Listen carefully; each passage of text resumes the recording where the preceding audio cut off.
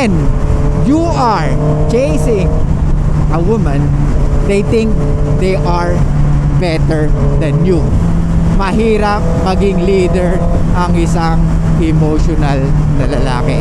Hindi kayo ma-i-stimulate ng lalaking patay na patay sa inyo. Kung ano man ang suot mo ngayon, kung ano man pabango mo ngayon, kung ano man ang style ng buhok mo ngayon, is based. Hey, what's up guys? So habang bumabiyahe tayo, pag-usapan muna natin yung one of our follower. So nag-message siya sa atin, nag-DM siya about sa isang babaeng gusto niya. Alam mo yung sa kwento niya, mabibil mo na talagang gustong-gusto niya yung babae, brad eh. Kaya guys, sa mga lalaki dyan, hindi nyo alam kung anong kamandag na mga babae. Hindi nyo alam kung ano ang feminine energy. You will learn to lie to yourself. How dare you? Pag feminine energy na yung nasa harap mo. So ang kwento niya sa akin is gustong-gusto niya yung babae. So it shows na parang kahit anong sabihin ng babae, papayag siya. At kahit na walang hinihiling yung babae, ibibigay niya. Which is wala namang masama. Kagaya nung nagko-comment sa atin, bakit daw hindi ka aamin? At paano daw malalaman ng isang babae kung gusto mo siya kung hindi mo sasabihin? Pilit kong ine-explain sa kanya na okay lang aminin mo na gusto mo isang babae. However, expect mo na pwedeng mawala yung interest niya or hindi na ganun, or pwedeng pag nalaman niya, mag-iba yung pagtingin niya sa'yo. Kasi ang babae mas attracted sa lalaki na hindi niya alam kung saan niya ipoposisyon yung sarili niya. How dare The more you? na nakikita ng babae na gustong-gusto mo siya, the more na parang naboboard siya. Maraming kwentong ganyan, maniwala ka. Maraming babae na una gusto ka nila, na akala mo, wow, gusto ko nito, so susuklian ko ang kanyang pagtingin. So ikaw tong si tanga, gagawin mo pa rin yung gusto mo at nararamdaman mo, which is maling-mali. Well, totoo naman, wala namang masama kung gusto mong ipakita sa isang tao na mahal mo siya or may nararamdaman ka sa kanya or gustong-gusto mo siya. However, hindi nga nag-work sa mga kababaihan yun. Ilang beses ba nating uulit-ulitin na kahit ako gusto ko man magpakasimp sa isang babae, hindi pwede. Once in a while, oo. Pero yung parang ikaw na yung aso-aso, or ikaw na yung talaga nakokontrol niya with her emotions, then you don't deserve a girlfriend. Kasi hindi mo siya kayang ma-lead or i-lead. Gets mo ba?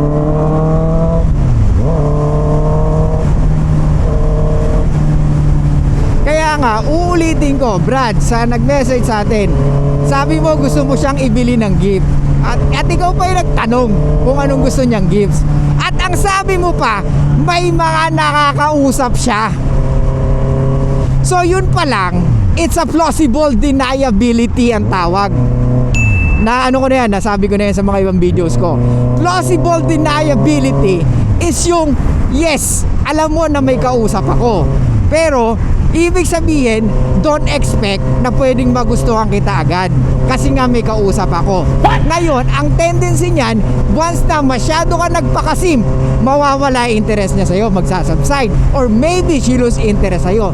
Tapos ang mangyayari niyan, ikaw si tanga na in love, kala ko pa gusto mo rin ako. Ang sasabihin sa inyo yung bandang huli, di ba nasabi ko naman sa'yo, hindi lang naman ikaw yung kausap ko, so ikaw naman tuloy si tanga. Kala ko pa wala lang yun. Yun nga, kala ko nga din wala. Gets? Ito yung mga classic na story na maririnig mo sa bawat kalalakihan at kababaihan. It just happens. Hindi ko rin alam. Hindi ko nga alam na nandun yung ex ko eh. Hindi ko nga rin alam na magugustuhan ko siya eh. Ayoko kaya sa lalaking maraming tato. Ayoko kaya sa mga lalaking babaero. Pero dun sila attracted. Nagigets mo, Brad? Kaya Kaya sa inyo mga suplados, huwag kayong padadala sa emosyon nyo. Especially sa mga nagko-comment sa comment section, nakitang-kita mo, dalang-dala sila ng emotions nila. Na hindi man lang nag-iisip kung ano ba ang ibig kong sabihin sa videos ko. Na hindi ko naman pala follower. So ibig sabihin na triggered lang kaya nag-comment. Sa mga babae na nagsasabi na dapat lalaki ang nag-chase sa babae, hindi dare you? kayo ma-i-stimulate ng lalaking patay na patay sa inyo. Tandaan nyo ladies, you are dictated by your emotions.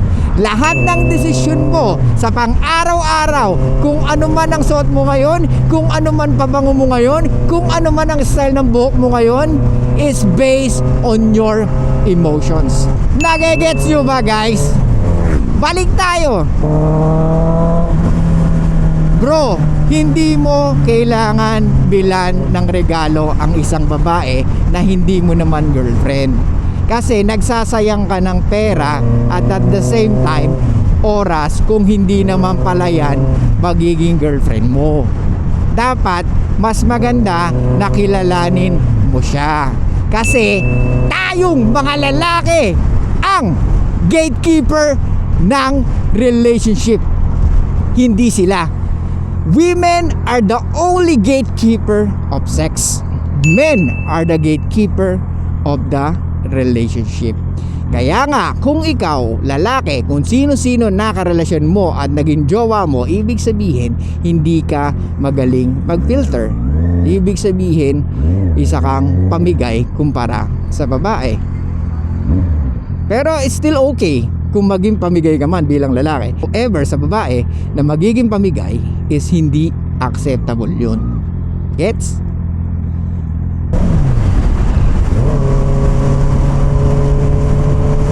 Ano pa ang sabi mo sa akin?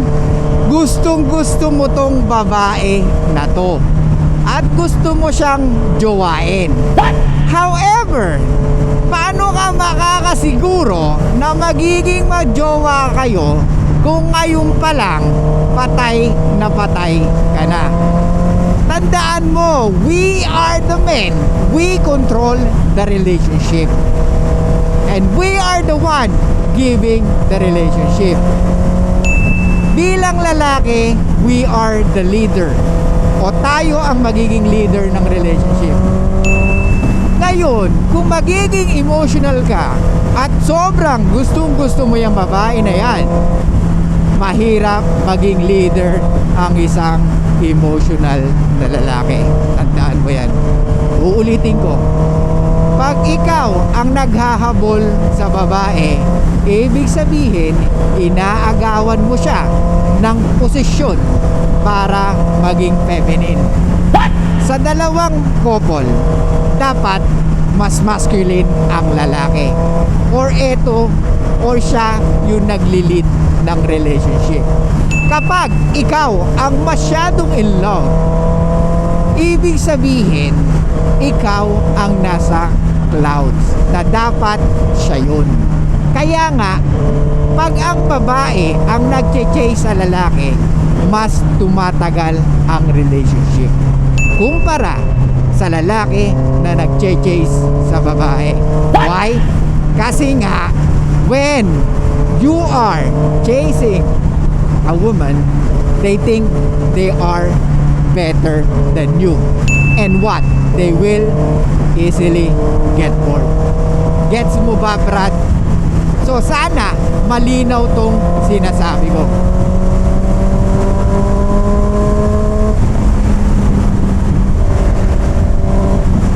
The more you chase a woman, the more she will run.